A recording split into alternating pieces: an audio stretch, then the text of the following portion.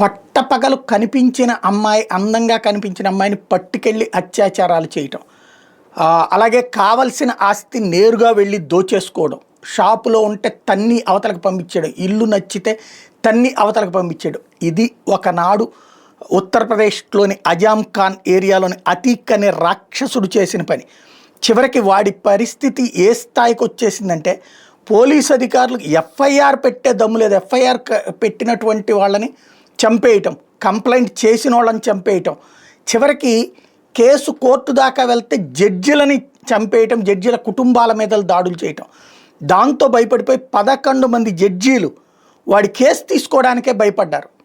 అలాంటి స్టేజ్లో ఉన్నోడిని నడి రోడ్డు మీద ఉరికించి కొట్టి మోకాళ్ళ మీద దేక్కొచ్చేలా చేయటం, అలాగే ఎన్కౌంటర్ చేయటం. ఇది యోగి ఆదిత్యనాథ్ ఆ ప్రాంత ప్రజలకి, ఆ ప్రాంత న్యాయ వ్యవస్థకి, ఆ ప్రాంత పోలీసులకి ఇచ్చినటువంటి ఒక ధైర్యం.